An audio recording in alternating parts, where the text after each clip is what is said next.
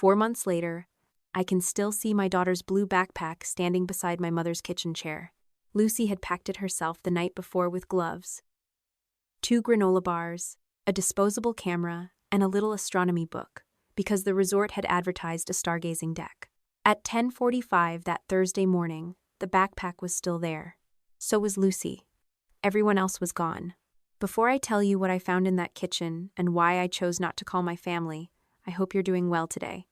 Stay with me, because what looked like one cruel Christmas decision turned into something much bigger, and if you enjoy stories where people finally face the consequences of what they do, please subscribe to the channel. Looking back, the strangest part is that the morning had started exactly the way my mother and I had planned. Nothing about it should have gone wrong. My name is Claire Bennett. I was 38 that Christmas, and my daughter Lucy was 9. We lived outside Minneapolis, and my parents were about half an hour away in the western suburbs. My mother Diane had organized a 4-night family trip to a winter resort up on Minnesota's North Shore. My father Robert was going, along with my younger sister Lauren, her 2 children, Mason and Ella, my brother Eric, and a few other relatives. Lucy had been talking about it for weeks, mostly because of the snow tubing and the chance to look at stars away from the city lights. I was supposed to join them later that morning. I worked as a senior procurement manager for a regional hospital system, and an important supply shipment had been delivered to the wrong facility right before the holiday rush. It was not a full shift. I had agreed to go in for about 2 hours, fix the routing problem, and meet everyone back at my parents' house before we left. The night before, Mom had texted me, "Drop Lucy here at 8. We'll all leave together when you get back." I still had that message on my phone when I pulled into her driveway that morning. At 8, the house had looked normal. Suitcases lined the front hall. Mason was arguing with Eric about which snacks belonged in which car. Ella was wearing snow boots even though they had not left yet. Mom kissed Lucy on the top of her head and told her to put her backpack near the kitchen table so nobody would forget it. Lucy showed Grandma the disposable camera I had bought her, and Mom said, "Save some pictures for the stars." I left believing my daughter was surrounded by family. The supply problem took a little longer than I expected, but not much. I was back on the road before 10:15. I texted Mom that I would arrive around 10:45. She did not answer, which did not bother me at first because I assumed everyone was loading cars. When I turned onto my parents' street, though, their driveway was almost empty. My father's SUV was gone. Lauren's car was gone. Eric's truck was gone. Only Marianne Holt's old silver sedan sat near the curb. Marianne had lived next door to my parents for more than 20 years. She was 67 and had watched all of us grow up. When she opened the door, her face changed the second she saw me. "Claire," she said, "I thought you knew." That sentence made every muscle in my shoulders lock. I stepped around her before I even asked what she meant. Lucy was sitting at the kitchen table in the same red coat I had zipped for her that morning. Her mittens were still clipped to the sleeves. Her backpack stood beside the chair, untouched. She was holding a folded sheet of white paper so tightly that the edges had gone soft in her hands. When she looked at me, she did not cry. She asked, "Mom, did you know I wasn't going?" "No," I said immediately. I did not soften it or tell her there must have been a misunderstanding. "No, I did not know." She handed me the paper. My mother's handwriting covered only 2 lines. "We need a break from you. Don't call." For a few seconds I could hear the refrigerator humming behind me and Marianne breathing near the doorway. I read those words twice, not because they were hard to understand, but because I wanted to make sure my anger was not adding something that was not there. It wasn't. My mother had written that sentence to a 9-year-old child, then taken every other grandchild to a Christmas resort. My phone was already in my hand. Mom's name was right there. I could have called her and demanded an explanation while the entire family sat in their cars listening. I could have opened the group chat and asked why everyone had driven away without Lucy. Instead, I opened my camera and photographed the note. Front, back. Then I slipped it carefully into a plastic folder from my work bag. That was when Marianne said, "Claire, she told me you knew." I turned around. Marianne looked genuinely sick. She explained that Mom had asked her the previous afternoon if she could come over after I left for work. According to Mom, the departure time had changed and Lucy would be staying behind for a few hours until I returned. Marianne had been told that I had already agreed. She took out her phone and showed me the message. "Can you stay with Lucy after Claire leaves? We're heading out earlier. Claire knows. I'll handle it." The timestamp was from the day before. That mattered. Even before I knew anything else, it told me one thing clearly. This had not happened because Lucy threw a tantrum that morning. It had not happened because the cars were full or the weather forced them to leave early. My mother had arranged for another adult to be in that house with Lucy before I ever dropped her off. I asked Marianne to forward the message to me. She did. I thanked her, because whatever Mom had done, Marianne had not knowingly participated in it. Then I crouched beside Lucy and told her we were going home. She looked toward the hallway and asked whether her cousins knew she had been left behind. I told her the truth. I did not know. On the drive home, I almost made the mistake I usually made when something hurt Lucy. I started offering solutions. We could go somewhere else. We could have our own Christmas weekend. I could take her shopping. I heard myself trying to replace what had happened with something nicer, and I stopped. Lucy was staring out the passenger window at dirty snow piled along the road. "They didn't forget me," she said. "No. They wanted me to know." I tightened my hands around the steering wheel. "Yes," I said. "But I did not agree to it. And you did nothing to deserve that note." That night, Lucy went to bed early. I sat at my dining table with my laptop, my phone, Mom's text from the night before, Marianne's forwarded message, and the note sealed in its folder. I was not looking for revenge. At that point, I was trying to understand exactly when my mother had decided to leave Lucy behind and who had known. I opened the family itinerary Mom had emailed the previous week. The resort package listed the rooms, the winter activities, the estimated drive time, and the names of the children attending. Mason, Ella, Lucy. I stared at Lucy's name for a long time. If Mom had planned to exclude her before I dropped her off, why had she never removed Lucy from the participant list? Then, I noticed the payment reference at the bottom of the itinerary, Ridgeway Trust Company. My grandfather Arthur had left an education and enrichment trust for his descendants, and some family trips qualified for reimbursement. I had rarely paid much attention to it because I usually covered Lucy's activities myself. But the reference number beside the Christmas trip had Lucy's beneficiary name attached to it. My daughter had been left sitting in a kitchen with a note telling her the family needed a break from her. Yet on paper, someone had still counted her as part of the trip. The next morning was Friday, December 19th. Lucy was still asleep when I called Ridgeway Trust Company. I had barely slept, but that actually helped. I was too tired to be dramatic, which meant I sounded exactly the way I wanted to sound, calm, specific, and impossible to dismiss. I did not say my mother had stolen from my daughter. I did not say my family was corrupt. I gave the administrator Lucy's name, the reference number from the Christmas itinerary, and one question. Why is there a distribution connected to a trip my daughter did not attend? The woman on the phone paused before answering. Her name was Caroline. She told me she could discuss Lucy's beneficiary records only after verifying that I had authority to receive them. That was not a problem. I had sole legal custody of Lucy and primary physical custody under the divorce order that had been in place since 2022. Her father lived in Oregon, and this was not his Christmas year. Ridgeway already had me listed as Lucy's legal guardian, but Caroline still walked me through the identity check and asked me to confirm a few details.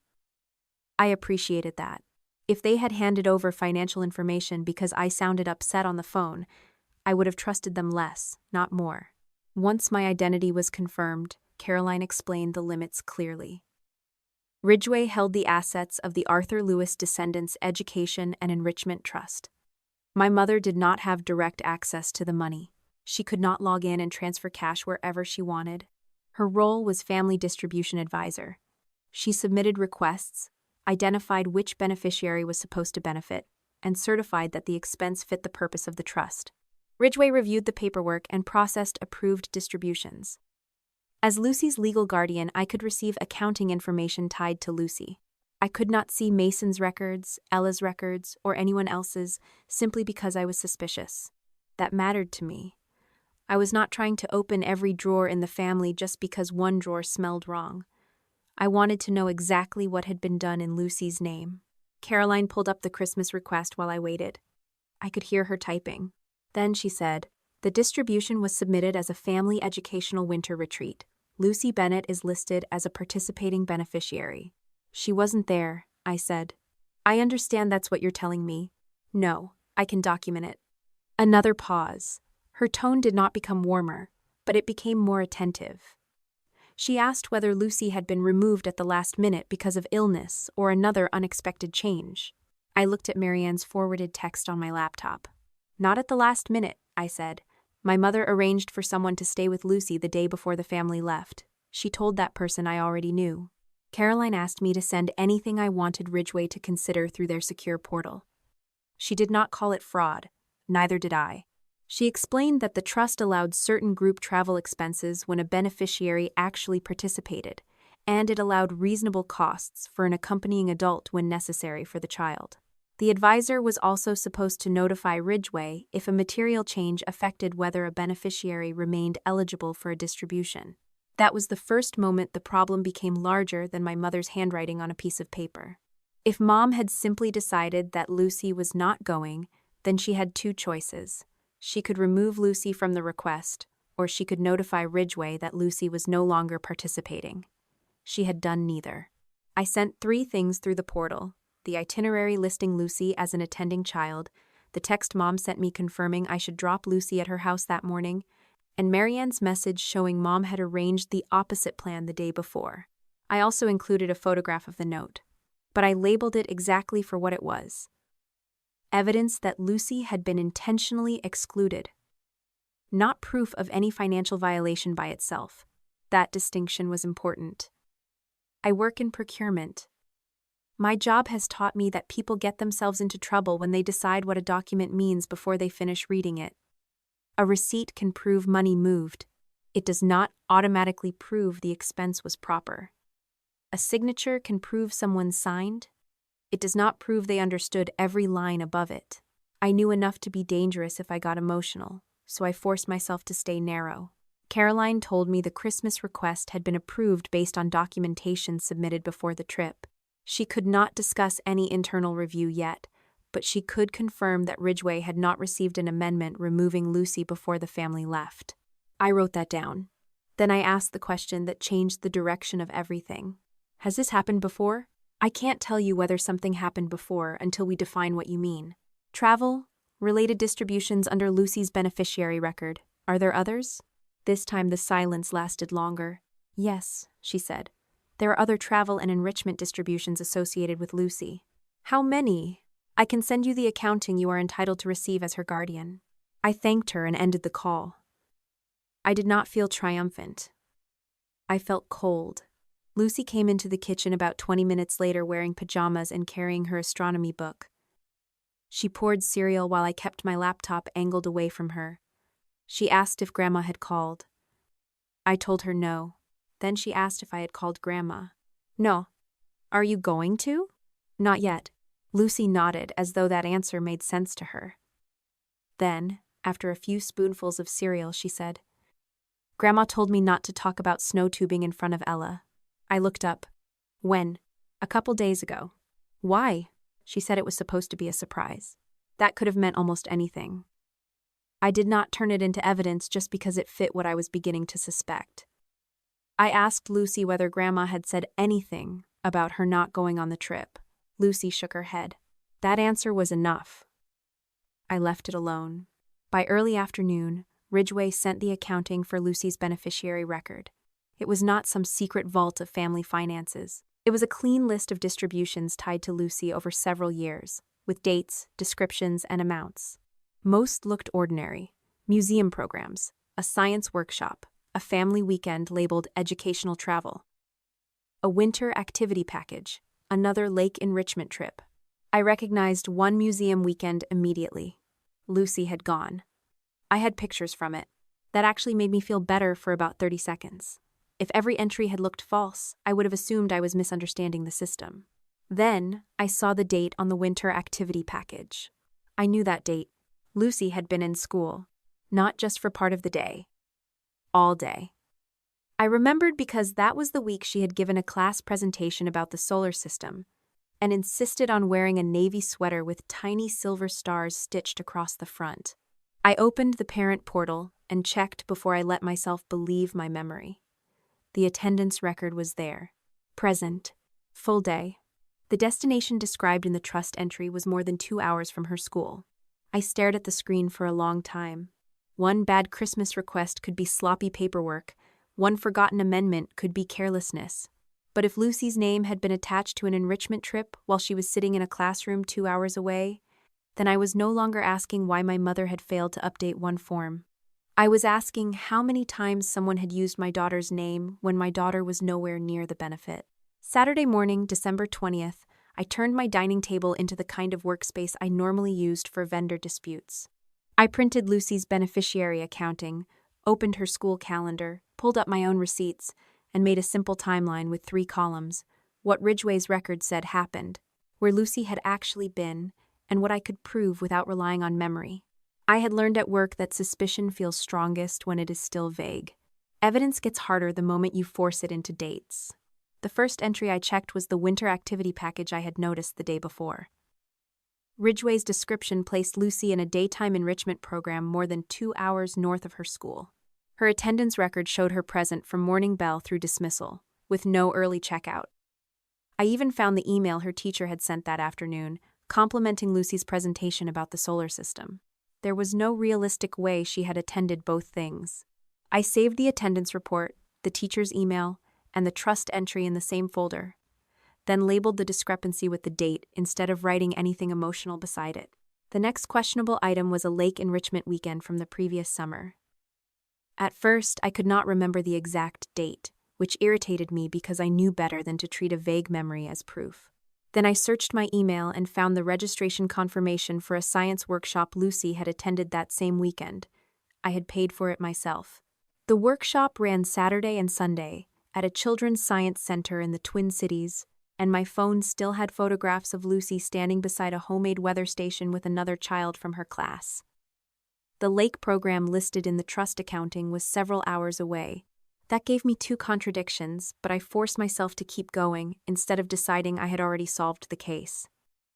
The third entry was a museum weekend, and that one was legitimate. Lucy had gone with my parents, Mason and Ella. I remembered packing her overnight bag myself, and I found photographs of her inside the museum, wearing the same bright green raincoat she had refused to take off all spring. The distribution matched the trip. That mattered more than I expected, because it told me I was not looking at a system where my mother simply typed Lucy's name onto every request she could find. Some of the records were real. That made the others more troubling. If every transaction had been wrong, the explanation might have been a clerical problem, a beneficiary code mapped incorrectly, or some old administrative mistake that kept repeating. But the pattern in front of me looked selective. Lucy appeared correctly when she actually participated, and then appeared again on certain group travel expenses when she had been somewhere else entirely. I could not yet see who had benefited instead, because Ridgway had correctly limited me to Lucy's records, but I could see the type of expense: hotel packages, group transportation, multi-person activity bundles, costs where one child's name could disappear into a larger invoice without the total looking obviously strange. That was when I started thinking about all the years my mother had said, "Grandma's got it," as though she were personally writing checks every time the family went somewhere. Lauren had always been comfortable accepting help. Eric was somewhere in the middle. I was the one who usually said no. I paid for Lucy's camps, bought her school supplies, covered her activity fees, and told myself I was being independent. Mom had called that pride more than once. I had called it not owing anyone anything. Looking back, that was one of my blind spots. I had assumed that because I was not taking from the trust very often, there was nothing involving Lucy for me to monitor. I had treated unused access like unused space. If I did not step into it, I assumed it stayed empty. The accounting in front of me suggested someone else might have been stepping into it for us. I went back through the documents Ridgway had sent and started opening the supporting cover sheets attached to the travel entries. Most were basic: date, purpose, beneficiary name, broad expense category, certification from the Family Distribution Advisor. Then I noticed something on one of the older group travel forms that made me stop. My father's signature. Robert Bennett was listed as the adult trip coordinator. I opened another document. His signature was there too. That did not make him guilty of anything by itself. I knew that. A signature could mean he confirmed who was driving, who was supervising, or simply that Mom had placed a form in front of him and told him where to sign. But my father had spent years acting as though the trust was entirely my mother's domain. Whenever anyone asked how distributions worked, he said some version of, "That's Diane's thing." He claimed not to know the details. The signatures told me he knew at least enough to put his name on the paperwork. I almost called him. My phone was in my hand before I stopped myself. He was 4 hours away at the resort, with Mom, Lauren, Eric, and all the kids except mine. If I called and accused him based on 2 signatures, I would make the same mistake I was trying to avoid with everyone else. Turning a clue into a conclusion because it made emotional sense. So I put his name on a separate page and wrote one word beside it: Question. Lucy wandered into the dining room sometime after lunch and asked what I was doing. I told her I was checking some paperwork connected to the family trip. I did not tell her I was building a timeline of places where adults had claimed she had been. There are truths children deserve immediately, and truths adults should carry until they understand them well enough to explain them without transferring the burden. I was still figuring out which kind this was. She stood beside me for a moment and looked at the papers. Is Grandma in trouble? I don't know. Are you trying to get her in trouble? No. I closed the folder. I'm trying to find out what happened. Lucy accepted that more easily than most adults in my family would have. Later that afternoon, a message from Eric appeared on my phone. Mom had apparently begun explaining the situation from the resort. According to Eric, I was questioning Grandpa's trust because I was angry over one trip. He wrote that if I made Ridgway nervous, future activities for all the children could be affected. The wording sounded like Mom. Not because Eric was incapable of forming his own opinion, but because he had repeated one detail exactly the way she would have framed it. My anger was the cause, and the trust itself was the potential victim. I replied with one question. Did Mom tell you Lucy was listed as attending the trip? The typing bubbles appeared, disappeared, then appeared again. No, she said Lucy's name was already on some form and you're making it into something bigger. That was useful, not because it proved anything financial, but because it showed me what Mom was already doing. She was not denying that Lucy's name had been used. She was shrinking the meaning of it before anyone else could ask why. I did not continue the argument. By Sunday afternoon, I had reduced everything I knew to 3 items I was willing to send Ridgway. First, Lucy had been intentionally excluded from the Christmas trip before departure, supported by Marianne's message and the note. Second, a winter activity distribution listed Lucy on a day her school records showed she had been present all day more than 2 hours away. Third, a lake enrichment entry conflicted with a science workshop I had paid for and could document with registration records and photographs. I left my father's signatures out. I did not yet know what they meant. I also left out every theory I had about Lauren, Mason, or anyone else. Ridgway did not need my family history. They needed discrepancies they could verify. I uploaded the documents through the secure portal and wrote a short summary. I did not use the word fraud. I did not say my mother had stolen from my daughter. I asked them to review whether the distributions associated with Lucy accurately reflected her participation. Then I closed the laptop. For the first time all weekend, I sat on the couch with Lucy and watched a Christmas movie without checking my phone every 5 minutes. I cannot tell you I was relaxed. I was not. But I had done the only thing available to me that did not depend on yelling louder than my mother. Sunday evening, I checked my email one last time before bed. Nothing from Ridgway. The next message arrived Monday morning. Their compliance department had reviewed the documentation I submitted and identified enough discrepancy to require additional verification. Effective that morning, Ridgway was placing a precautionary administrative hold on new distribution requests submitted through the Family Advisor while they examined the supporting records. It was not a judgment. It was not a finding of fraud. It did not freeze the children's trust. But my mother's ability to keep sending new requests had just stopped, and she was due home that afternoon. By Monday morning, December 22nd, I had spent 4 days learning how much damage could hide inside paperwork that looked ordinary. The first damage had been obvious. Lucy, sitting in my mother's kitchen with a note in her hands while everyone else drove north without her. The second was harder to see because it came in neat rows and reference numbers. What unsettled me most was that the two things were beginning to overlap. The same woman who had decided my daughter was inconvenient enough to leave behind had also been using Lucy's name in financial records as though she were fully included. I did not call the resort that weekend. I did not call my mother either. That surprised some people later, because they assumed restraint meant I was afraid of confrontation. I was not. I simply understood that if I called Diane while she was surrounded by Lauren, Eric, Robert, and all the grandchildren, she would have the perfect stage to turn one question into a family argument. She was very good at arguments. She was even better at deciding afterward what the argument had supposedly been about. I wanted documents before I wanted explanations. The family group chat stayed active all weekend. Photos of snow-covered cabins appeared Saturday morning. Mason posed beside a rack of skis. Ella was wrapped in a scarf, so large only her eyes were visible. Eric posted a picture of everyone at dinner with a caption about surviving the cold. Lucy was not in any picture because Lucy was sitting beside me on our couch in Minneapolis, pretending not to notice whenever my phone lit up. After the third photo, I muted the chat. Lucy noticed anyway. Children always notice the thing adults think they have hidden, simply because they turned the screen face down. "Are they having fun?" she asked. "I think so." She was quiet for a moment. Did they ask where I was? I could have lied. I could have said everyone was asking about her.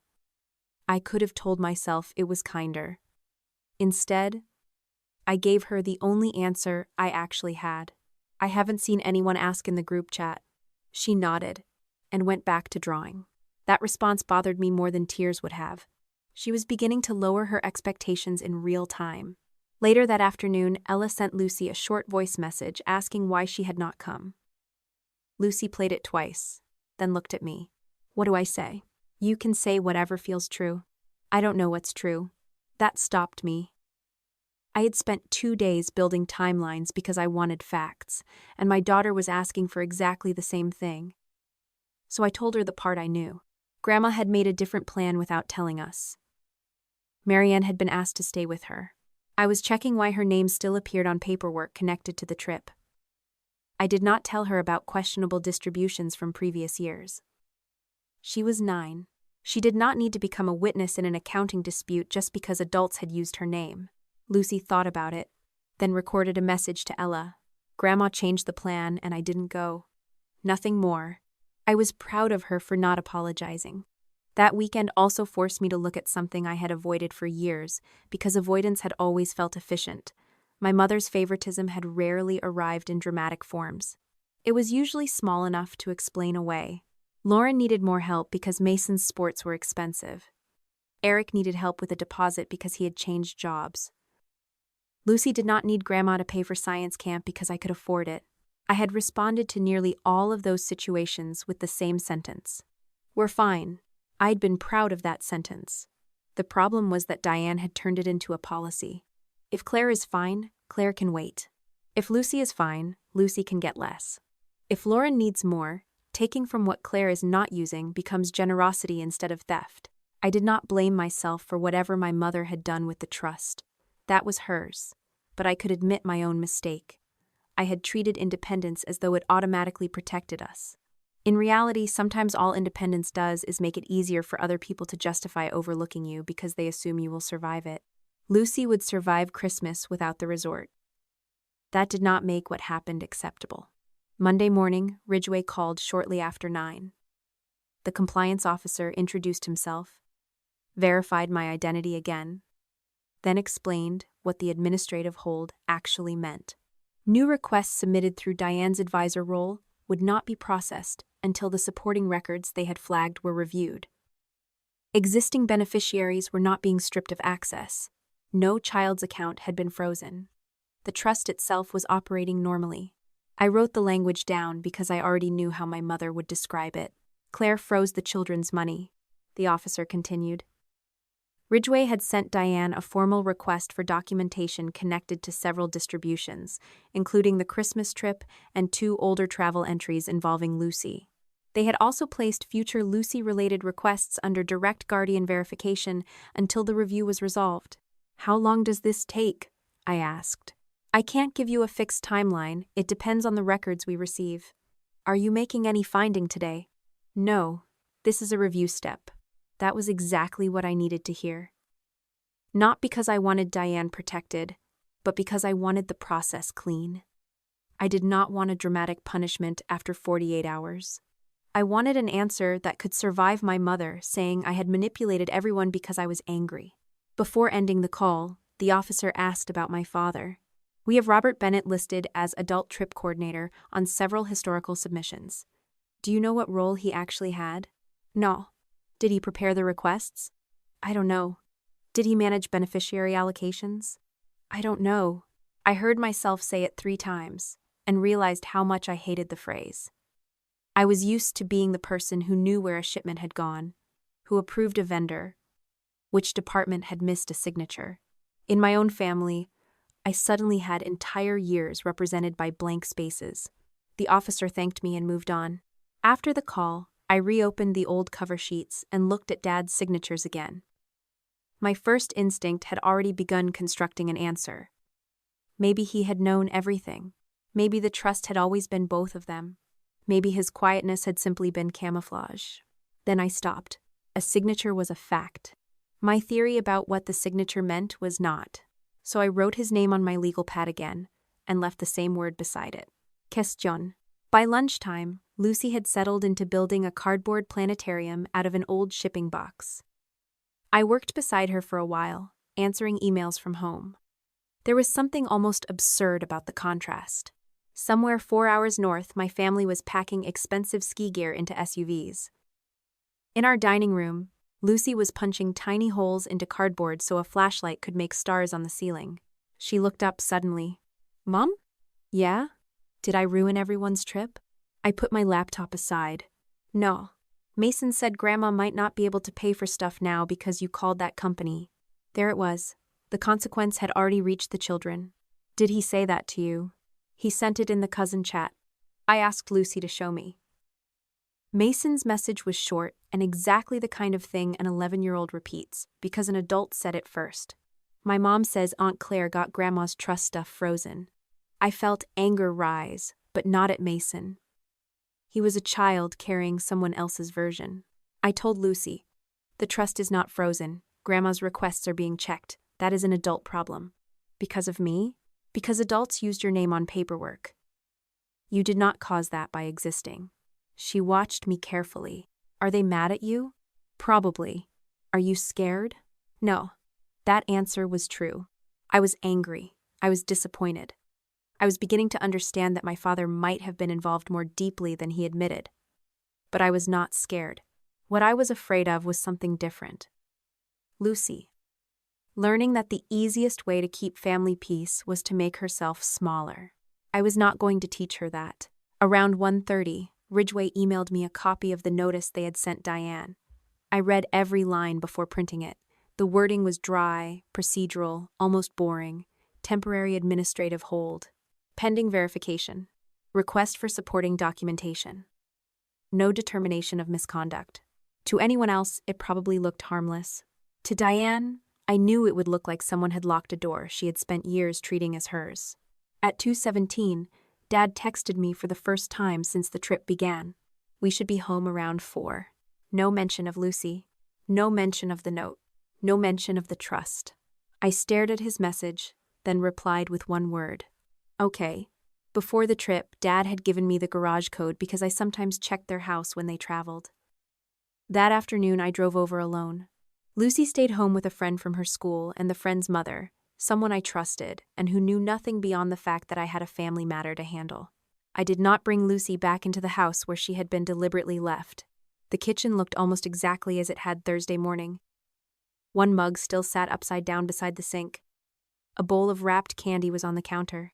Mom's Christmas centerpiece filled the middle of the table with artificial pine branches and red candles. I placed Ridgway's printed notice on the table. Then, I put a photocopy of Lucy's note beside it. I considered leaving Marianne's text too, but decided against it. I did not need to stage an exhibition. I was not trying to humiliate my mother. I wanted her to see one thing immediately. The note she had written to exclude my daughter was now sitting beside a document showing that someone outside the family was looking at what she had done with Lucy's name.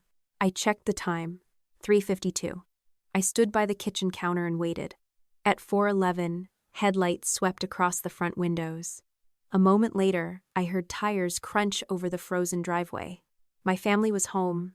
The first person through the door was Mason, carrying his ski helmet under one arm and complaining that his gloves were still somewhere in the car. Ella followed him, red-cheeked from the cold.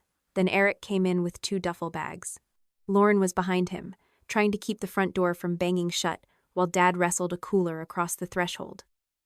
Mom entered last. She still had on the cream-colored resort jacket I had seen in the group photos, and for 1 second she looked completely ordinary, tired from a long drive and irritated by the mess around her. Then she saw the papers on the kitchen table. She stopped so abruptly Lauren nearly walked into her. Mom set down her handbag, picked up Ridgway's notice, and read the first paragraph. I watched her eyes move faster as she reached the words temporary administrative hold. She flipped to the second page, then looked at the photocopy of Lucy's note beside it. Her face changed. "Claire!" She shouted my name so sharply that Ella froze in the hallway. Dad looked from Mom to me. "What happened?" Mom slapped the notice against the table. She froze the children's money. "No," I said. Lauren frowned. "What does that mean?" "It means exactly what I said," Mom snapped. "Ridgway has frozen the trust because Claire decided to punish everyone over one Christmas trip." "That isn't what the notice says." Mom turned on me. "Do not play word games with me." "I'm not." "Ridgway placed a temporary hold on new requests submitted through your advisor role while they review specific records. The trust is still operating. No child's money has been frozen." Eric dropped his duffel by the stairs. "So you did call them?" "Yes." Mom gave a short, disbelieving laugh. "You called a trust company because Lucy missed one trip." "I called because Lucy was listed as a participating beneficiary on a trip she did not attend." The room went quiet, in a way it had not when Mom was yelling. Lauren glanced at Dad. Eric looked back at the notice. Mom recovered first. She always did. "Lucy was supposed to go." "That isn't my question." "She was supposed to go, Claire. Everyone knows that." "Then why didn't she?" Mom folded her arms. "Because of the way she was acting that morning. I had known she might say something like that. What surprised me was how easily it came out." Lauren looked at me as though that settled it. "Was there some kind of argument?" "No." Mom spoke over me. She had been difficult for days. I decided the family needed one peaceful trip without another scene. I reached into my bag and took out the printout of Marianne's message. Mom's eyes went to the page before I said anything. This was sent the day before I dropped Lucy off. Dad stepped closer. Lauren did too. I read only the relevant part. "Can you stay with Lucy after Claire leaves? We're heading out earlier. Claire knows. I'll handle it." I put the page on the table. Mom did not look at it again. "That proves nothing. It proves you arranged for Marianne to stay with Lucy before the morning you now say Lucy's behavior changed your mind." I knew she was going to be a problem. Lauren shifted uncomfortably. "Mom." "What?" She had been sulking about Mason for a week. She refused to apologize. She was making everyone tense. There it was. Not a tantrum. Not an emergency. Not a last-minute change. A punishment. I thought about Lucy sitting at the table in her red coat, asking whether I knew. What did she do that justified leaving a 9-year-old behind and writing that the family needed a break from her? Mom's mouth tightened. "You always do this. You make everything sound uglier than it was. I'm using the words you wrote." She looked at the photocopy of the note as if it had betrayed her by continuing to exist. Dad rubbed a hand over his face. "Diane, why didn't you call Claire?" "I was trying not to ruin the trip before we even left." "You told Marianne I already knew," I said. Mom ignored that. "The booking was already done. Her name was already on the paperwork. What did you expect me to do, cancel an entire family package over one child? No. I expected you to tell Ridgway she wasn't attending. That was the first time she hesitated. Only for a second. Then she waved a hand toward Dad. Robert handled half of that paperwork anyway. Everyone looked at him. Dad's expression hardened. What paperwork? Oh, please, you signed forms. I signed trip sheets you put in front of me. So now none of this has anything to do with you? I didn't say that. Mom pointed at the Ridgway notice. Your name is on some of those requests too. I watched Dad carefully. He did not look shocked that his name was on documents. That much I already knew from the records. What I did not know was whether he understood how beneficiary allocations were being used. Lauren looked between them. Can somebody explain what we're actually talking about? Mom answered before Dad could. We're talking about Claire deciding that because she's angry with me, Ridgway needs to audit years of family expenses. That's not what I asked them to do. Eric sighed, but you had to know this would happen. I sent them documentation showing Lucy's name attached to expenses she could not have received. Expenses? Lauren repeated. Mom snapped her head toward me. That told me she had not expected Lauren to hear that part yet. I kept my voice level. There are older entries in Lucy's beneficiary accounting that don't match where she actually was. Lauren's expression changed from irritated to wary. What older entries? I don't know enough yet to answer that fully. Mom laughed again, but this time the sound was thinner. Exactly. She doesn't know. She's accusing me based on paperwork she doesn't understand. I'm not accusing you of anything beyond what I can prove. You've already made them stop processing requests. Ridgway made that decision. Because you called them. Because the records did not match. Eric held up both hands. Can we stop for a second? Maybe everyone needs to calm down and deal with this privately before it gets worse. I looked at him. How would you suggest we privately correct a trust record held by a corporate trustee? He did not answer immediately. Moan did. We tell them it was a misunderstanding. No. The word came out before she finished inhaling. Her eyes narrowed. You haven't even heard what I'm proposing. I heard enough. Lauren stepped between us slightly, not physically blocking either of us, but trying to soften the room. Claire, if Mom fixes the Christmas entry and tells them Lucy didn't go, can't this stop there? If Christmas is the only incorrect entry, then the review will show that. Mom stared at me. That was the moment I understood she was not frightened by the Christmas request. She was frightened by the word review. Dad seemed to notice it too. His shoulders had gone stiff. Mom grabbed the notice again. Do you realize what you've done? Mason has programs next year. Ella has camp. There are other children in this family besides Lucy. I know. You could jeopardize all of that because your daughter didn't get one weekend. No one is losing access to the trust. Your requests are being checked. You say that like it's nothing. I say it because it's true. Mom looked at Lauren. Tell her. Lauren hesitated. That hesitation mattered. A few days earlier, she probably would have defended Mom before I finished a sentence. Now she had heard Marianne's message and watched Mom change her explanation in less than 10 minutes. Still, she was not ready to turn against her. I think everybody needs to understand what Ridgway is asking for before this gets bigger, Lauren said. Mom looked disappointed in her. Eric nodded. That's all I'm saying too. I picked up my bag. Mom's voice sharpened. Where are you going? Home. You don't get to drop this on the table and walk out. The notice came from Ridgway. I don't control their review. You started it. I asked why Lucy was listed on a trip she wasn't allowed to attend. She stepped closer to me. You have always hated needing this family. That was not the accusation I expected. I don't hate needing anyone. Yes, you do. You've spent your whole adult life proving you can do everything yourself, and now you want to punish the rest of us because we don't live that way. I could have taken the bait. 4 months later, I can still remember exactly how badly I wanted to tell her everything that was wrong with that sentence. Instead, I looked at the note. You told my daughter the family needed a break from her. Then her name stayed on the paperwork that helped pay for the trip. That is what we are discussing. Mom opened her mouth. I did not give her another argument. Lucy isn't here, and I'm glad she isn't.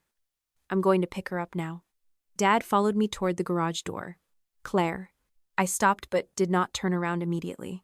Behind us, Mom had started telling Lauren again that Ridgway was overreacting. Eric was trying to move the children upstairs. Nobody was listening to the same version of the story anymore. Dad lowered his voice. I signed some things. I know. His face changed. You saw my name? Yes. There are things about those forms I need to explain. Then explain them. He looked over his shoulder toward the kitchen. Not here. That annoyed me more than it reassured me. You've had years to decide whether not here was good enough. He flinched, but I did not apologize. I left. By the time I picked Lucy up from her friend's house, Mom had called 3 times and sent 5 messages. I did not answer any of them. 2 were angry. One accused me of humiliating her in front of the family. One said I had no idea how complicated the trust was. The last message said only, "We can make this right if you stop." I was still reading it when another text appeared. This one was from Dad. There's something in my garage you need to see. Dad waited until the house had gone quiet before texting me again. By then, Lucy was asleep at home, and I had already decided I was not bringing her back into anything involving the trust unless she actually needed to be there. I drove to my parents' house alone. Mom was upstairs. Eric had taken Mason and Ella back to Lauren's place. Dad met me in the garage wearing the same sweater he had traveled home in, only now it looked as though he had aged inside it. He did not start with an apology. He walked to a metal cabinet near his workbench, unlocked the bottom drawer, and pulled out a thick manila folder. I started keeping these in September, he said. I looked at him. Why? Because something didn't add up. That answer made me angrier than if he had said nothing. He set the folder on the workbench and opened it. Inside were printed account summaries, photocopies of travel cover sheets, and handwritten notes in Dad's blocky handwriting. Nothing was organized beautifully. This was not some secret forensic investigation. It looked like what it was. An older man printing documents because he had started to worry but had not yet decided what he was willing to do about it. Dad pointed to a lodging charge from an older North Shore trip. I remembered paying for our room myself. Diane said the trust covered the kids' part. Then I saw this amount and thought it looked too high. So you checked. I printed the statement. And then? He looked away. That was it? I asked your mother. What did she say? That group travel was complicated. That some adult costs were allowed. They are. If they are necessary for a beneficiary who is actually there. I know that now. I laughed once without humor. You knew enough in September to print this. I didn't know enough to accuse her. You didn't need to accuse her. You could have asked Ridgway a question. Dad closed his eyes for a moment. I know. There are people who think admitting fear makes a failure smaller. Sometimes it does. This was not one of those times. Dad told me he had been afraid that if he pushed too hard, Mom would accuse him of trying to take control of the trust from her. He said she had spent years treating that role as part of her identity. Trips, camps, holiday weekends, she organized everything, and everyone thanked her. He knew what would happen if he challenged her. There would be weeks of fighting. Lauren would get dragged in, Eric would try to mediate. Mom would insist Dad had humiliated her after all she had done for the family. So you let it go. I told myself I needed more proof. You had enough doubt to hide a folder. He flinched. That was when I realized I had been wrong about one thing. When I first saw Dad's signatures, I had started building a story in my head where he was Mom's partner in the whole thing. Maybe even the one who understood the paperwork better than she did. The folder in front of me did not support that. Dad was not the mastermind. He was something less dramatic and, in some ways, harder to forgive. He was the man who noticed smoke and decided not to call anyone because he was afraid of what the fire would do to the furniture. I picked up one of the cover sheets with his signature. Tell me exactly what this meant when you signed it. Dad leaned closer. Adult trip coordinator. Usually transportation, hotel check-in, making sure all the kids got where they were supposed to go. Did you choose which beneficiary code paid for which expense? No. Did you prepare reimbursement requests? No. Did you certify which child attended? No, Diane handled that. Did you read the forms? His silence answered before he did. Not every time. That matters. I know. No, Dad. I need you to understand what I'm saying. Mom filling out the form does not erase your name from it. If you signed without checking, that is still something you chose. He nodded. I believed him about his role because he did not try to erase his own failure. He could have said Mom tricked him. He could have claimed he never saw anything. Instead, he admitted he had signed things because signing was easier than arguing. That did not make him innocent. It made him believable. We went through the folder together. Most of what Dad had saved did not prove anything by itself. Some charges looked high but could still have been legitimate group expenses. A few were exactly the sort of accompanying adult costs the trust allowed. I made myself say that out loud. Then we reached an older North Shore trip. Dad tapped the page. That one. The group expense included lodging tied to an enrichment weekend. Lucy had not attended that trip. I knew because she had been with me at home. The trust summary did not give me enough information to say who the lodging benefited, but the amount included a premium adult room component beyond what I would have expected for a single, necessary accompanying adult. Who stayed there? I asked. Dad looked uncomfortable. Your mother and I. With which kids? Lauren's. Lucy wasn't there. No. I looked at the page again. The trust did allow reasonable adult accompaniment costs when necessary for a child beneficiary. It did not automatically make every adult upgrade eligible just because grandchildren were somewhere on the property. I could not tell from Dad's copy whether the charge was improper. I could tell it deserved a closer look. This doesn't prove Mom used Lucy's share for your room. I know, but it proves enough for Ridgway to ask what the allocation was. Dad nodded. That difference mattered to me. 4 months later, it still does. Once people decide they are morally right, they start treating every suspicious fact as confirmation. I nearly did that with Dad. I had seen signatures and decided they meant conspiracy. I was wrong. The correction did not make Dad look good, but it made the truth more accurate. I photographed the folder pages that involved Lucy or the trips Dad could directly explain. Dad told me he was willing to speak to Ridgway himself. Not for me, I said. I know. Not to get Mom punished. I know. Tell them what you signed. What she prepared. What you asked her in September. And what you didn't do after that. He swallowed. All right. The next morning, Ridgway contacted Dad separately. I was not on the call. I only knew what he later told me and what Ridgway was allowed to confirm about Lucy's beneficiary review. Dad provided copies of the documents he had saved and explained his limited role on the trip forms. That independent corroboration changed the scope of the review. Ridgway still did not hand me anyone else's private records. They did not suddenly invite me into the accounting of the entire family, but they told me they had identified enough inconsistencies to broaden their internal review beyond the 3 items I had originally submitted. That was the point where I stopped thinking of Christmas as the center of the story. The note was still the cruelest part. It just was not the biggest part anymore. That afternoon, while I was organizing the copies Dad had given me, Lauren called. Her voice sounded different from the night before. Less angry. More careful.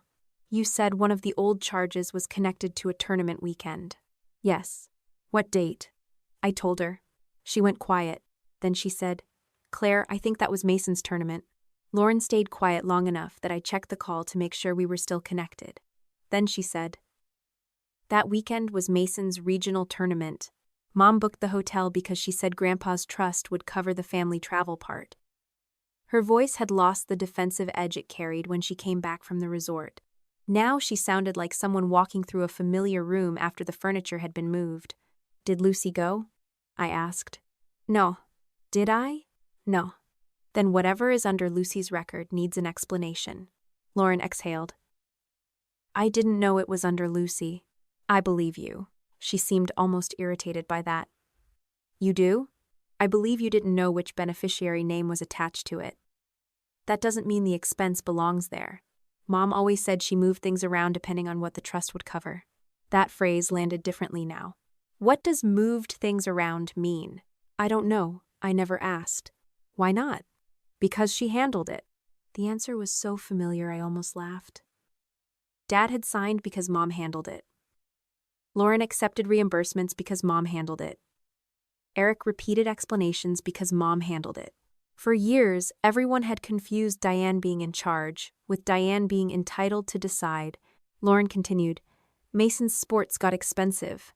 There were tournament hotels, travel, registration. Mom said the trust was supposed to help with enrichment, and Grandpa loved sports. That still doesn't explain Lucy's name. I know. It was the first time Lauren had said those two words without immediately defending Mom afterward. I pulled up Lucy's accounting while we spoke. The entry did not say Mason's tournament. It was labeled as a family enrichment weekend, with group lodging and travel. From my side, I could see only that Lucy had been named as the beneficiary connected to part of the expense. Lauren supplied the missing context because she had actually been there. Do you remember who stayed in the hotel? I asked. Me, Mason, Ella, Mom, Dad. Eric came up one night. And Lucy wasn't there. No. Lauren went quiet again. Then she said, I might have an email. My attention sharpened. What kind of email? A couple years ago, I asked Mom why another tournament weekend was still being covered. Mason had already done a lot that year, and I thought there was some limit or guideline. She told me not to worry about it. What exactly did she say? I don't remember exactly. It was email, not text. I changed accounts for work after that, so it might be archived. Don't paraphrase it for me. Lauren bristled slightly. I know how email works, Claire. I'm not insulting you. I don't want either of us remembering a stronger version because we're angry. Find the actual message if you can. That silenced her for a moment. You really think Mom did this on purpose? I think the records deserve an answer. That isn't what I asked. No, I'm not ready to answer what you asked.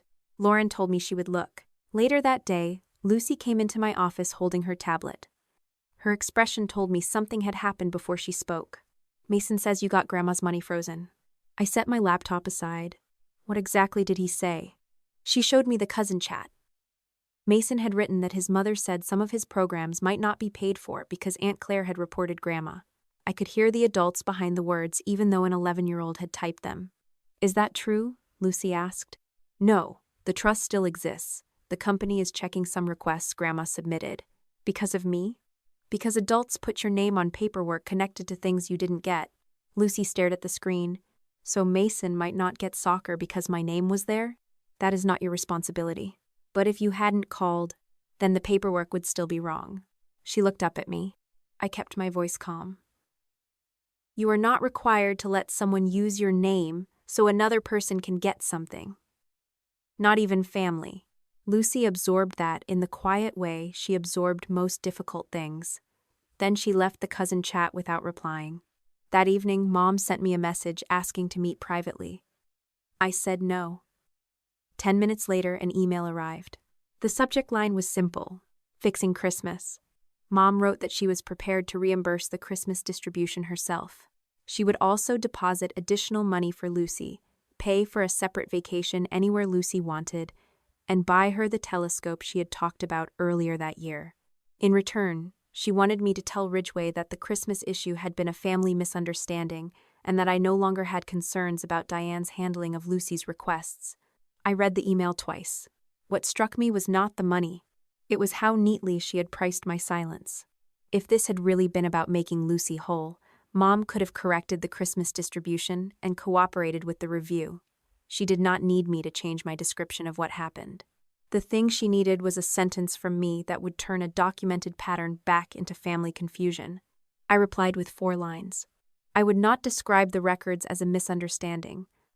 I would not ask Ridgway to stop reviewing Lucy's beneficiary history. I did not want additional money from Mom. Any correction or repayment could go through the appropriate process. She answered almost immediately. You would rather destroy this family than let me make one mistake right. I did not respond. The next afternoon, a large package arrived for Lucy. Inside was a resort hoodie in her size, a glass snow globe with tiny pine trees inside, and a telescope far more expensive than anything I would have bought casually.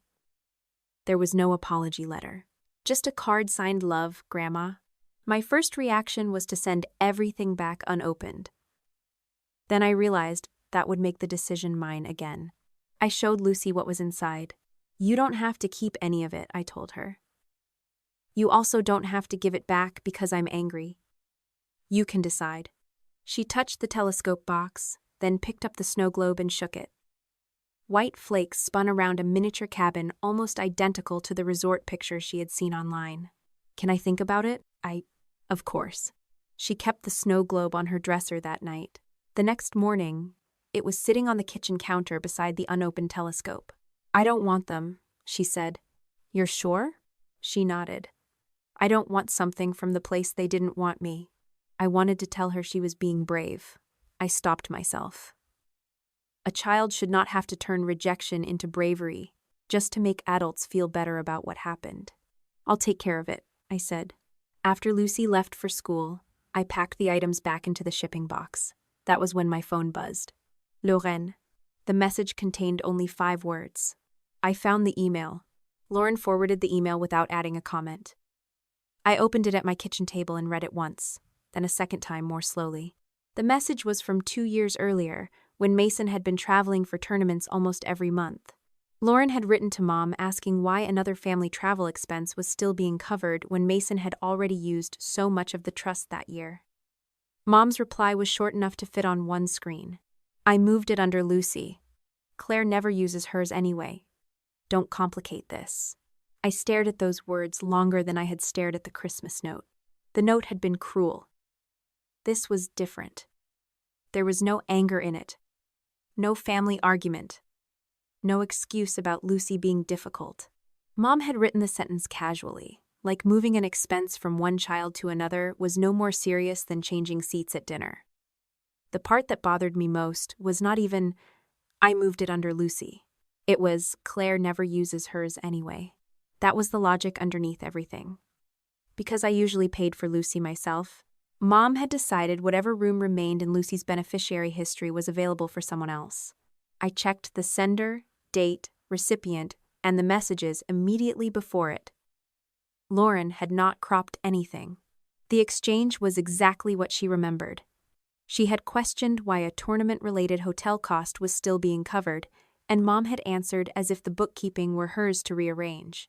"I called Lauren," she answered quietly. "You saw it?" "Yes." I didn't understand what she meant back then. I believe that. I should have asked more. "Yes." There was silence after that, but this time I did not rush to soften it. Lauren needed to sit with the difference between not knowing something and deciding not to look closer when something felt wrong.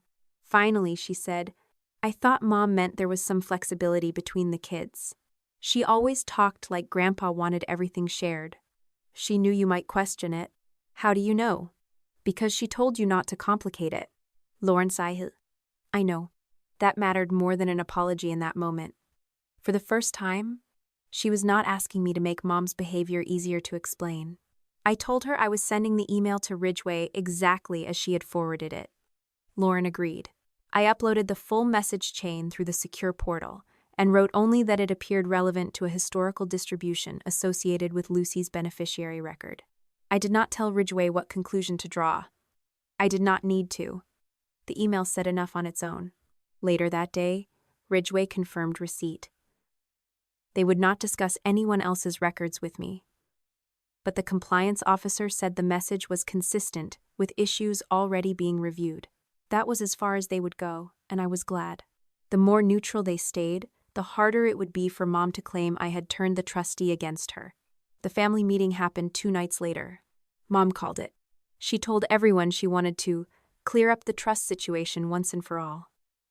Dad asked me to come because he did not want her presenting a statement on behalf of the whole family without anyone seeing it first.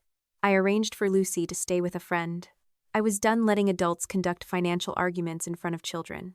When I arrived, Mom had papers spread across the dining table. Lauren and Eric were already there. Dad sat at the far end with his arms folded. Mom began by saying the trust had always been used for family purposes and that Grandpa Arthur had never intended anyone to count every dollar by child. She had drafted a statement saying all of us understood and accepted that arrangement. Then she slid it toward me. I read the first paragraph. "No." She stiffened. "You haven't read the whole thing." "I don't need to. It says I understood Lucy's beneficiary record could be used for general family expenses." I didn't.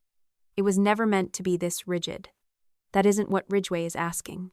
Mom looked toward Lauren. "You understood." Lauren did not answer immediately. Mom tried again. "You knew I moved expenses." Lauren looked at her. "I knew about one email." "So you knew." "I knew what you told me." Mom's expression changed. That was the opening Dad used. You told me the codes were basically accounting labels, he said. You told me the trustee handled the real allocation. Mom turned toward him. You signed the forms. I signed coordinator sheets. I did not choose beneficiary codes. You expect me to carry all of this alone now? Dad's face tightened. I expect you to stop telling everyone a different version. Mom looked at Eric as if he were her last reliable audience. Eric hesitated, then said, You told me Ridgway assigned the costs after you submitted the trip. Nobody spoke for a second. I watched Mom realize what was happening. Not one of us had the same story. She had told Dad the codes were administrative. She had told Eric Ridgway decided allocations. She had told Lauren she personally moved an expense under Lucy because I never used hers. And she had told me Christmas was nothing more than paperwork that had not been updated after a last-minute behavior issue. Those explanations could not all be true. Mom stood up so quickly her chair scraped the floor. This is ridiculous. You're all acting like I sat around plotting against children. I was trying to make things work. Do you know how many times I had to move things because one family needed more and another wasn't using what was available? There it was. Lauren leaned forward. Then you did move them. Mom froze. Lauren continued. You just said you had to move things. Mom waved a hand. Within the family. Without telling Claire? Because Claire would have complicated everything. The room went silent. Mom seemed to hear the sentence after it left her mouth. Lauren was the first to speak. Why would telling Claire complicate it if it was allowed? Mom's face flushed. Because she always thinks rules matter more than people. I almost answered. I did not. She was doing more damage to herself than anything I could have said. Dad looked down at the papers in front of him. Diane, that's not an answer. It is an answer. I kept this family together. I made sure Mason could travel. I made sure Ella had camp. I made sure everyone had Christmas trips and summer weekends. Claire never wanted help, so I used what wasn't being used. Lucy is not unused money, I said. Mom turned to me. I never said she was. You didn't have to, she pointed at me. This is what you wanted, everybody turning on me. You finally got it. I shook my head. No, they're hearing the same story for the first time. Mom looked around the table and seemed genuinely stunned that nobody rushed to contradict me. Lauren folded her arms. You are not talking to Mason or Ella about this anymore. What? You heard me. No telling them Aunt Claire froze their money. No telling them they're losing things because of Lucy. Until you can stop using the kids to defend what you did, I don't want you discussing the trust with them at all. Mom stared at her as though Lauren had slapped her. Dad stood. I'm staying with Eric for a while. Mom turned on him next. You're leaving me over paperwork? No, he said. I'm leaving because I knew something was wrong and kept telling myself I could avoid dealing with it. I'm done doing that. He did not say divorce. Nobody did. This was not a movie where a 40-year marriage vanished in one dramatic evening. Dad packed a bag and left because he needed distance. And because for once, he was choosing discomfort over silence. I left soon after. I did not feel victorious. I felt tired. The family meeting had not produced some grand confession. Mom still believed she had been entitled to decide who needed what. She still believed dependence was proof of deservingness and independence was permission to take.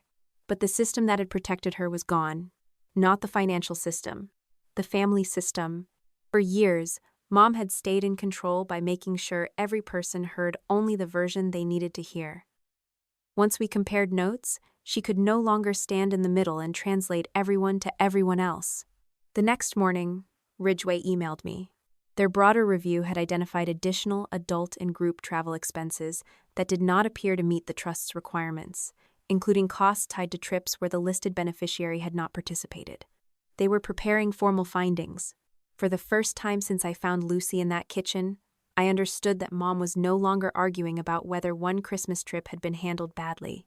She was about to find out what happened when someone finally checked the entire pattern. The formal review lasted far longer than the 4 days it took to stop Mom from submitting new requests. That mattered to me. If Ridgway had issued some dramatic judgment before Christmas, Mom would have spent the rest of her life saying I had panicked a trustee into punishing her over one family argument. Instead, the review moved the way serious financial reviews usually move. Slowly, document by document, with people asking boring questions that were much harder to manipulate than angry relatives. By the end of December, Ridgway had divided the questionable distributions into 3 groups. Some were completely valid. Lucy had attended the activity, the expense fit the trust, and the supporting records matched. Others were poorly documented but potentially allowable, usually group travel where the purpose had been legitimate but the paperwork was sloppy. Then there was a third category, distributions that could not be reconciled with where the named beneficiary had actually been or what the trust permitted. The Christmas trip landed there. So did the winter activity package from the day Lucy had been sitting in school. The lake weekend conflicted with the science workshop I had paid for myself. Several other group travel expenses had been attached to Lucy's beneficiary record, even though she had not traveled with the family. Ridgway never sent me a dramatic letter saying, "Your mother stole this exact amount from your daughter." Financial records were not written like courtroom speeches. What they sent was an accounting correction showing that more than $20,000 in distributions attached to Lucy's beneficiary history were being classified as improper or unsupported after review. I sat at my dining table with the corrected statement in front of me. $20,000 was a large amount of money, but the number was not what made me angry. It was the years inside it. Each line represented a moment when an adult had decided Lucy's absence did not matter as long as her name remained useful. The broader review uncovered more. I did not receive private beneficiary details Ridgway had no right to give me, but their final summary identified roughly $40,000 in questionable or improper distributions across the records they examined. Some involved children who had not participated in the activity charged to them. Others involved adult costs that exceeded what the trust allowed. The adult expenses answered part of the question Dad had been afraid to ask back in September. The trust permitted reasonable costs for an adult accompanying a child who actually needed supervision on an enrichment trip. That did not mean a premium room upgrade for 2 adults automatically became educational spending because a grandchild was somewhere in the same hotel. It certainly did not work when the beneficiary named in the allocation was not on the trip at all. Some charges involving Mom and Dad were allowed. Others were not. That distinction was important because I did not want a review designed to prove Mom guilty. I wanted one designed to determine what had actually happened. The same principle applied to Dad. His signatures did not disappear. Ridgway interviewed him about the forms he had signed, and he provided the folder from his garage. He admitted when he had signed without reading closely. He admitted that he had begun questioning Mom months earlier and done nothing. Nobody told him he was blameless. He did not ask them to. By January, Mom had hired an attorney. That was probably one of the smartest decisions she made during the entire situation. Her attorney stopped her from sending emotional emails to Ridgway and made her respond to specific document requests instead. For a few weeks, I almost wondered whether she would finally accept the process, correct what could be corrected, and stop fighting everyone who had asked a question. Then Ridgway issued its formal findings. The trust document gave Ridgway authority to remove the family distribution advisor if that advisor submitted materially inaccurate certifications or failed to cooperate with administration of the trust. After reviewing the repeated discrepancies and the records Mom had submitted, Ridgway removed her from the role. The notice took effect immediately. From then on, Mom could not submit requests, recommend allocations, certify participation, or decide which family expenses went through the trust. Future distributions would be reviewed through an independent process. I expected to feel something dramatic when I read that. I did not. I felt relief. For years, everyone had behaved as though access to Grandpa Arthur's trust flowed through Mom personally. Ask Grandma about camp. Ask Grandma about a trip. Ask Grandma whether the trust would pay. That structure had made her look generous and indispensable at the same time. Now the money still existed. The children still existed. The program still existed. Only the gatekeeper was gone. Mom called me the same afternoon. I almost let it go to voicemail, then answered because Lucy was at school and I wanted to hear what she would say when she could no longer threaten that my actions would hurt everyone else's access. You're happy now? She asked. No. You got me removed. Ridgway removed you. Because you reported me. Because the records did not match. She made an exasperated sound. You keep hiding behind that sentence. I looked at the corrected accounting on my desk. I'm not hiding. She told me Ridgway's counsel had also sent a formal repayment demand connected to the distributions they had classified as improper. I already knew there would be a recovery process, but I did not know the amount Mom had been assigned personally. Ridgway did not give me her private settlement details. Mom gave me enough to understand it was serious. They want money back from years ago, she said. Years. Do you understand how insane that is? If the distributions were improper, repayment was always possible. You sound like one of their lawyers. No. I sound like someone who read the trust rules. That made her angrier. At first, Mom wanted to fight the demand. Her attorney apparently explained what that meant. Ridgway could petition civil court if repayment failed. There would be more legal fees, more discovery, more documentation, and no guarantee Mom would improve her position. Eventually, she chose a settlement. There was no courtroom scene. No judge slammed a gavel. No police came to the door. Mom signed an agreement to repay the amount assigned to her and cover part of the review and legal costs. Dad refused. That decision caused another fracture between them. Mom had assumed almost automatically that the money would come from their shared future because the consequences involved the family. Dad told her the disputed decisions had been hers, and he was no longer willing to absorb them simply because avoiding conflict had been his habit. A few weeks later, Mom put her small vacation condo on the market. It was not some mansion.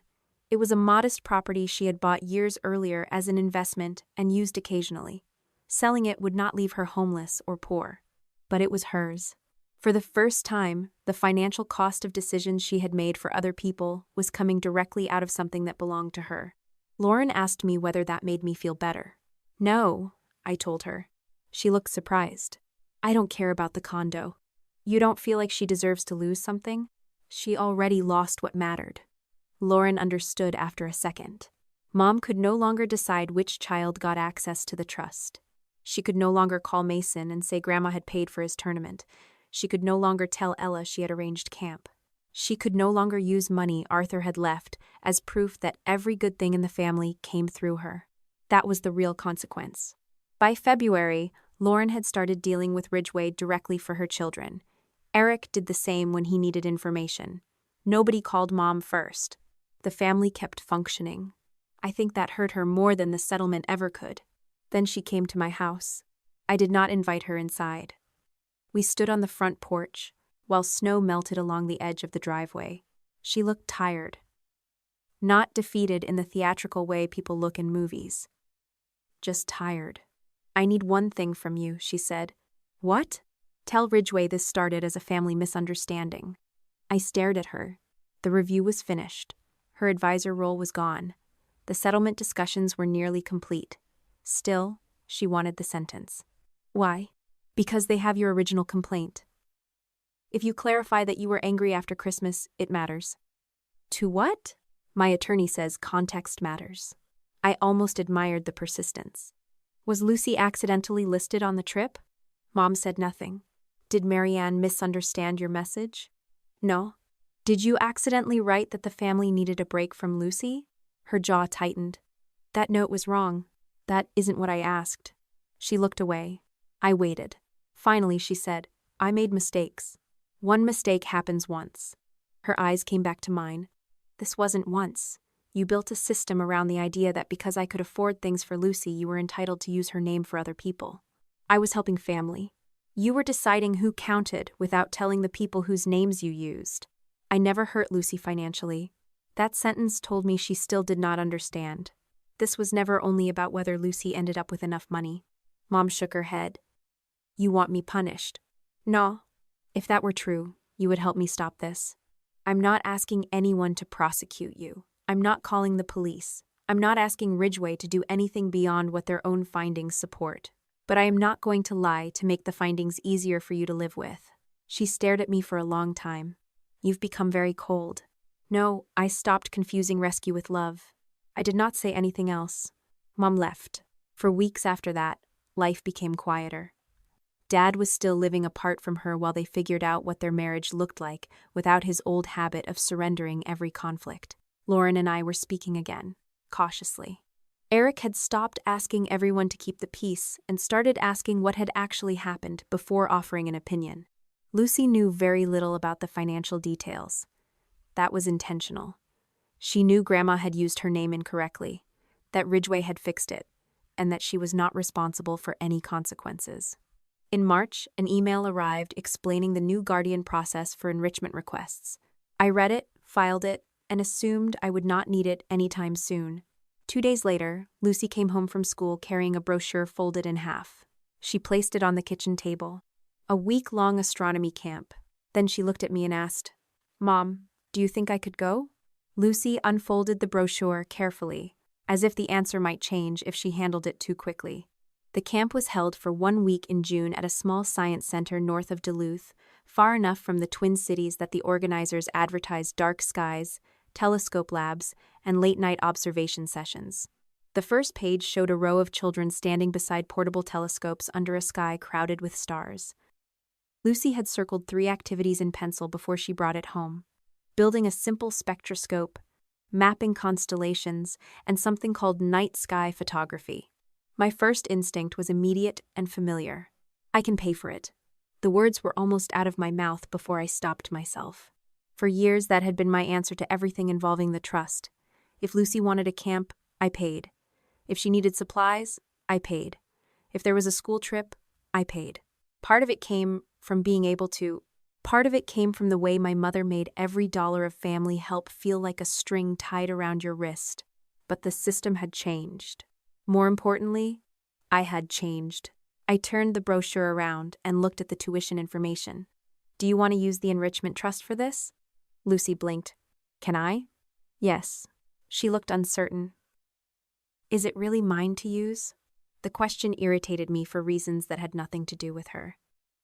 A 9-year-old should not have to wonder whether using something established for her benefit was stealing from someone else. "It's not Grandma's money," I said, "and it isn't Mason's or Ella's either." "Great, Grandpa Arthur created the trust to help pay for things like this. There are rules, and Ridgway decides whether the program fits them. What if somebody else needs it more?" That was my mother speaking through a child who had heard too many adult conversations. "Then their request gets reviewed too. You don't have to make yourself smaller so someone else can have a turn." Lucy studied the brochure again. "I want to go. Then we'll apply." The new guardian process was almost disappointingly ordinary. That was one of the things I liked most about it. I uploaded the camp registration information, tuition amount, program description, and proof that I was Lucy's legal guardian. Ridgway asked one follow-up question about whether transportation was included. I answered it. There was no special note thanking me for reporting Diane.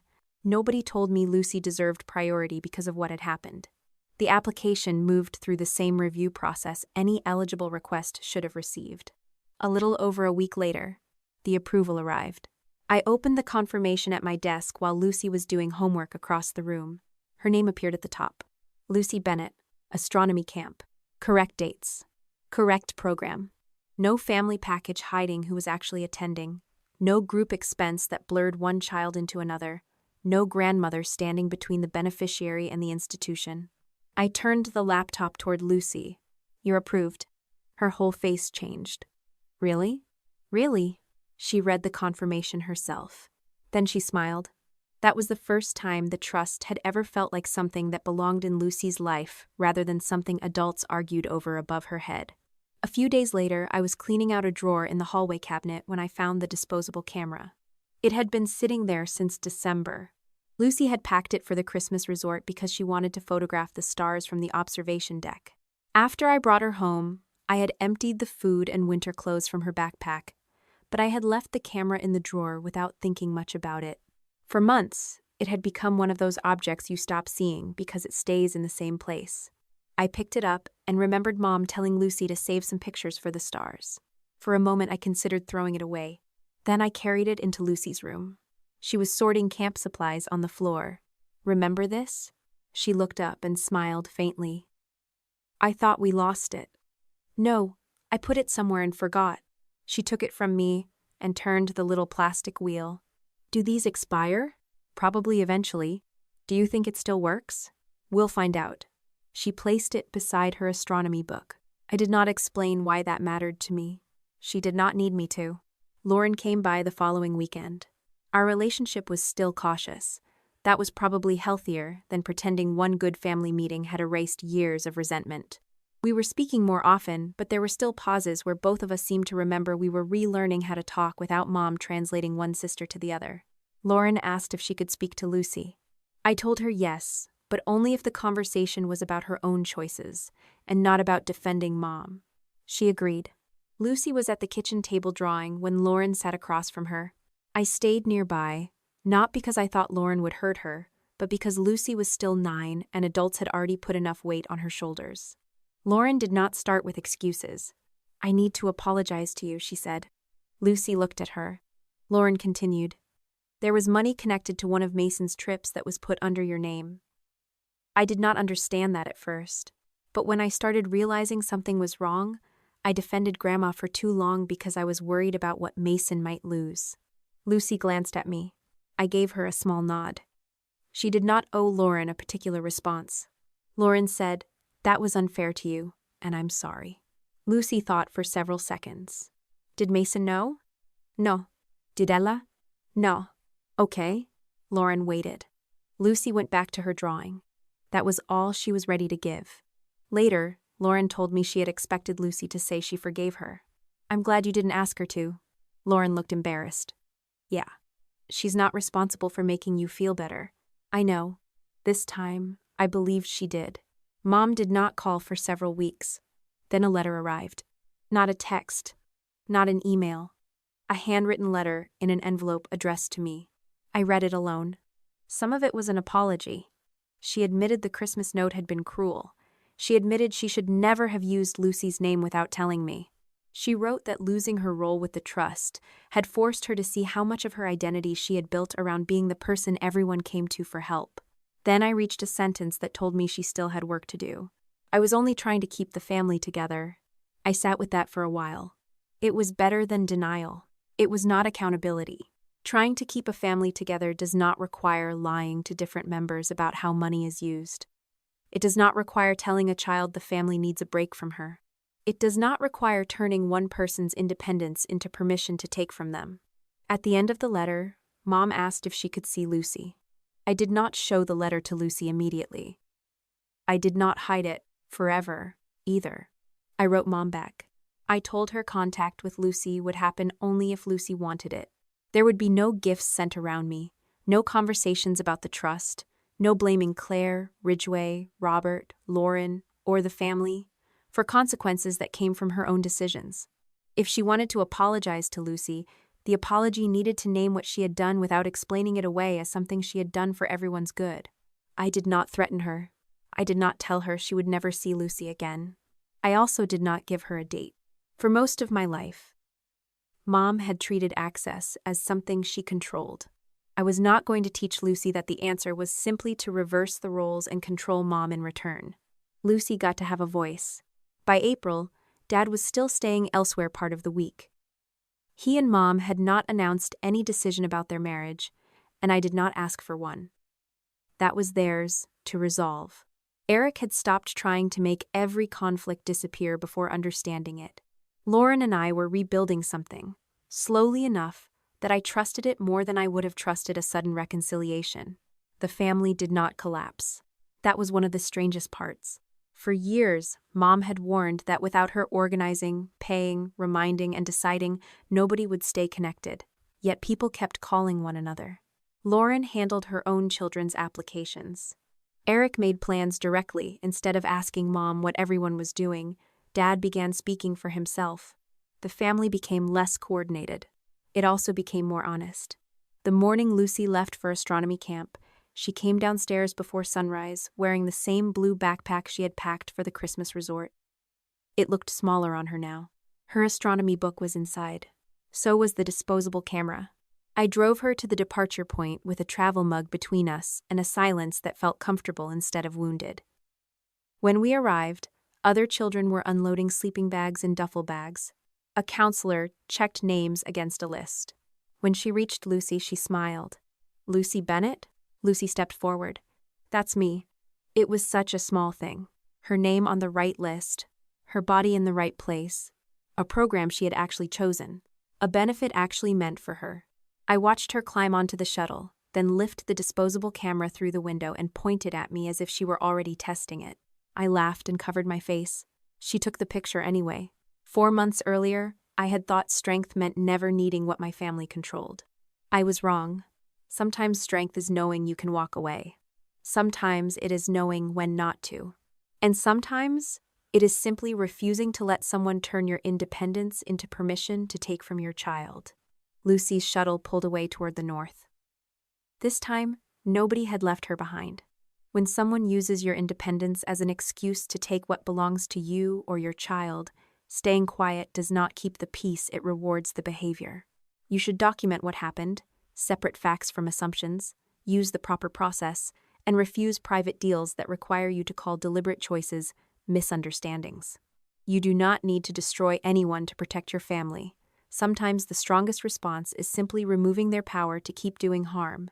If this story gave you something useful to think about, subscribe to the channel and stay with us for more stories about boundaries, accountability, and consequences.